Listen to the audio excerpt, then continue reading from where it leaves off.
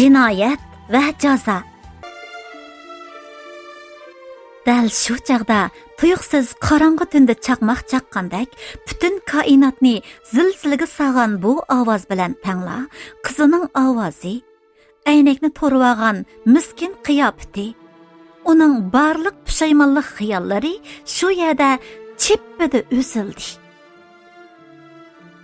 Appoq chapan kiyib, maska taqib olgan bir urug' gavda uning ko'z oldida bir necha metr egizlikka ko'tarilib, yo'lning yoqasiga qonqib tushib ketdi.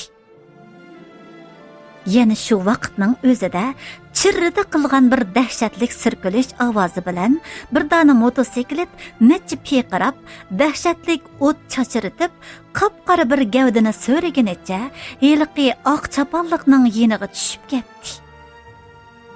Arqadan timtasliq, xuddi Go'ristondek jimjitlik hukm surdi. Asiyaning tuman qaplagan kallasi, ko'zi hammani ko'rdi va hammani bildi. U motosiklet minib olgan ikki odamni kaynidan so'qib etgan edi. Asiya bu kutilmagan falokatdan shunchalik qo'rqib ketdiki, ruhi tenidan judo bo'lgandek tuyg'uga kelib qoldi. U damalliqqa yuz bergan bu voqeaning oqibatining zodi nadan nagicha boradiganligini anqiranmayla qoldi. Butun atrof yanala timtasliqqa cho'mgan edi. Oldi keynida birma mashina ko'rinmaydi.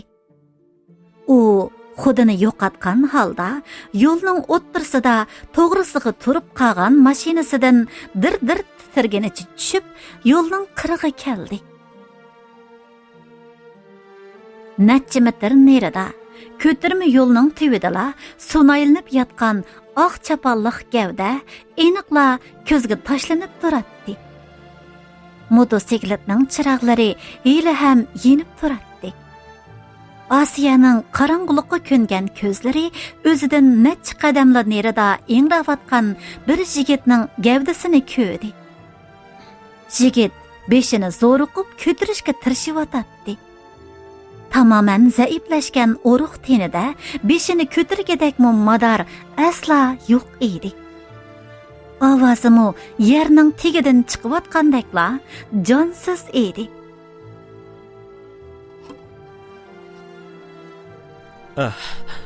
Qutqizing.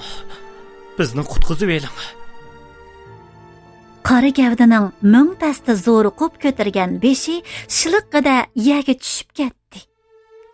Asiya buni aniq ko'rdi. Ovozini aniq angladi. Qo'rqinch, g'oyat zo'r qo'rqinch Asiyaga yopirilib keldi.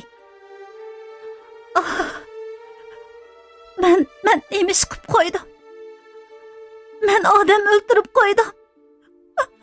Bu odam o'ldi. Har ikkisi o'ldi. Endi men qanday qilaman?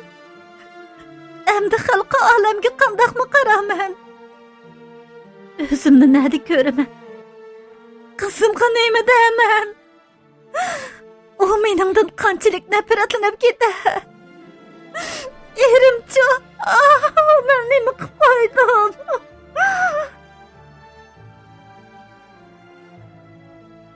Asiyaning ovozi teshig'i chiqib ketdi. Uning mengisi birdilla sagaklashdi. Balki har qachon qadimmi bakrak sagaklashdi. Ko'zlari aloq-jaloq bo'lgan holda oldi kayni tarafidan kelayotgan mashinalar bormi yo'q degandek yo'lga qarab ketdi. Atrofda uningdan boshqa hech qanday g'oyatlik ko'rinmaydi. Faqat oldi tarafdan, yiroq bir joydan bir mashinaning chirg'i ko'rindi. Bundaq paytda yana ishkilinib turishga bo'lmaydiganligini Asiya birdilla to'nib yetdi. Mashina bag'ansir yaqinlab kelyotdi. U o'zicha intayin tabiiy his qilgan qo'g'dinish engi bilan ixtiyorsizla o'zini mashinaga otdi. Darhol ketishim kerak. Bu yerdan tezdan ayrilishim kerak. Meni hech kim ko'rmadi. Hech qanday odam, hech qanday mashina ko'rmadi. U o'z-o'ziga to'xtamay madad berib, qing'iyib qolgan mashinasining rolini oldiga burdi.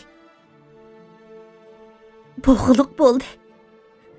Ular o'lib ketdi. Men qasddan qilmadim. Buningda qasddanlik yo'q. Mening amalim yo'q. Bu yerdan ketganim ketgan. O ishlarni tan olsam, tugashganim shu. Kishilarga nima deyman? Erimga, qizimga nima deyman? Men qotil bo'laman. Dehimi yomon bo'g'ini. Men buzuqchilik qilib qaytayotganda odam o'ltirgan qotil bo'laman. Ah, taqdir. Men pushaymon qildim. Meni al-mahallaning oldida rasvo qilmag'in. Men endi ishkenchilab, sanavarlar bilan aralashmayman. Endi ishkenchilab undaq so'rinlarga bormayman. Asiya qattiq pushaymon bilan ketayotdi. Oldi tarafdan kelgan kichik mashina uning yenidan g'o'yildab o'tib ketdi. Asiyaning shuriki pulangada qildi. Yo'q, go'yo beg'ishidan uzilib ketgandek bo'ldi. Buning bilan uning qo'llari rolga shunchalik mahkam kirishib ketdiki, xuddi dengizda tunjiqib qag'ila turgan odam bir parcha yog'och taxtayga yamishib olgandek. Faqat mushu rol ham mashinalar uni falokatning eg'izidan qutuldirib chiqalaydigandek tuyuldi. Tez mang'in azizim, meni hech kimga ko'rsatmagin. Biz Odulla uyga bormayli. Onamning uyiga boray. Shundaq. Men onamning uyida qo'ndim. Hech qanday gumon yo'q. Men erim bilan so'qishib qolg'ashqa, sanavarlarni degan yeriga yetkazib qo'yiblar. Udul onamning uyiga bordim. Shu yerda qo'nib qoldim. Men hatto bir necha kun o'zimni o'ngshivag'icha onamning uyida yamanlab turib olsam bo'ladi. Shundaq. Biz shaharga kirib olsaqlar, son-sanoqsiz mashinalarning ichiga kirib olsaqlar, ikkimizni hech kim tonimaydi. Bexatar bo'lamiz. Biror gumon tug'ildi degan taqdirdami, onam bor. Mening ziynimga gap qilmaydi bechora onam. Shundaq. Biz hech chiqmadik. Bu bir qabohatlik tush. Bir qabohatlik tush. Shaharga yarim soatga qolmayla berib bo'g'il bo'ladigan bu yo'l Osiyaga 1000 chaqirimlik musofadak bakmi uzun bilinib ketdi. U ming zariqish, tititliq ichida onasining uyiga orom keldi. U mashinasini binoning oldiga to'xtatib qo'yib, onasining uyiga manganda kashlik bozordan bakmi kash qaytgan bir kavobchi qo'l harvasini ishtarganicha uning yenidilla o'tib ketdi. Zira va qarmushning kuchlik hidi Osiyaning demiqiga urildi. Onasining uyidagi chiroqning elimi yeniq turganini ko'rib, uning yuragini besib turgan qo'rqinch ozroq bo'lsa-mu yeniklab qolgandek bo'ldi. U ixtiyorsiz beshini ko'tarib osmonga qaradi. Shamol qo'yiq tumanlarni qayoqqadir uchirib ketgan. Osmonda jimirlab turgan yulduzlar go'yo son-sanoqsiz nurliq ko'zlardek uningga tikilib qarab turadi. Asiya darhalla beshini tövan silib oldi. U ustida turgan o'sha nurliq ko'zlarning nafratlik qarishiga bardoshlik berolmagan edi. Shu chaqda qoyoqdandir saqchi mashinasining cheqiroq ovozi anglandi. Uning yuragi ansiz so'qib ketdi. Xuddi onasininkiga ishtik kirvanmasa, ahvolni bilib qolgan saqchilar bostirib kelib, uni kishallab, udulla turmaga elib mangdigandek bir to'yg'i ichida teni qattiq shirkandi. Asiya o'zi sodir qilgan bu qotillikni davomli yoshiralaydiganligiga shaksiz ishonadi.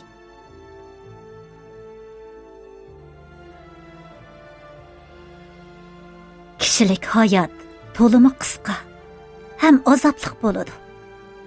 Hech kimmi boshqalarning savalligiga ora turolmaydi. Har kishining o'z oldiga qurib chiqqan turmushi bor. Eng echinishlig'i shuki, kishilar nagan-naganda bilib bilmay o'tkazib qo'ygan savalliklari uchun g'oyat zo'r badallarni to'lashga majbur bo'ladi. Taqdir vaqti soati kelsa, odamlarga yuz xotir qilib o'ltirmaydi. Qora bulutlar orasiga yoshiringan o'lim va ofatni toki chaqmoq chiqilmag'icha hech kimmo aniq ko'rolmaganga o'xshash. Yomonni jazolab, yaxshini yo'laydigan taqdir har qanday kishining makkorligi, buzuqchiligi va haqiqat bilan o'ynashadigan qilmishlari uchun tegishli jazo beradi.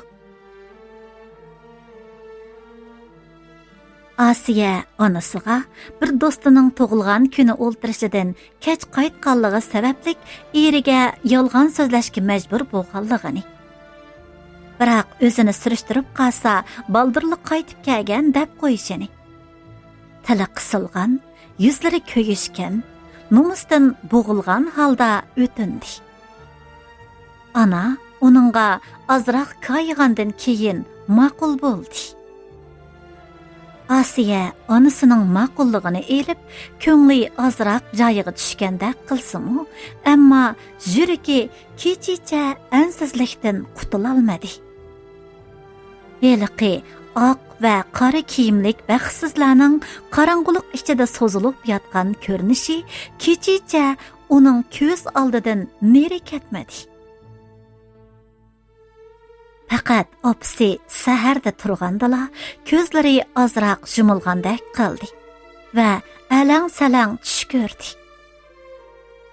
Tushida butun badani qonga milangan, oq kiyimlik bir qiz, qora purkanjiga o'rnib olgan bir o'g'il bola uning xotirjam uxlayotganiga nafratlangandek unsiz qarab turadi. Atdiganlik choy nihoyatda ko'ngilsiz ichilayotdi. Onasi Asiyaning yig'inini atay qo'chiyotgandek, hadab uning erining yaxshi tarafini qilyotdi. Atrofingga qara qizim, qanoat qil. Ering na o'yinda, na qima ya haraqti yo'q. Bechoraning asiyadi o'sha o'yinlarni barakat topqizishdi. Sening ham qizingning ko'nglini elishdilar. Tunugun so'qishib qilishingda xatolik cho'qim sendan o'tdi. Gapimni anglab, Eylala uningga telefon qilgin. Bechorani burni qulqig'icha qiynama unda.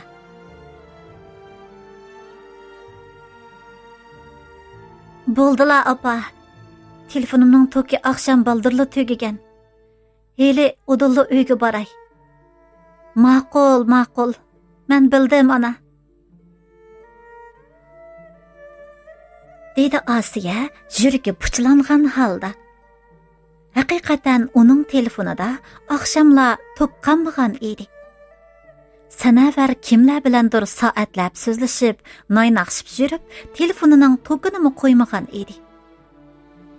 Sanavar esiga kelish bilan uning demi kesilgandek azoblandi. Shu chaqda onasining telefoni tuyuqsiz sayrab qoldi.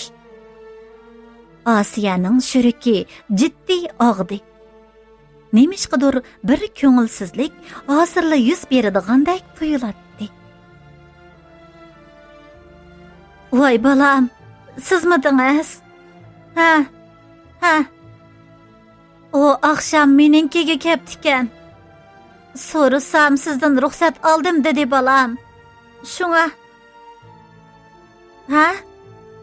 Voy, nim deydigansiz? Alida? Hozir qayerda? Nim bo'pti?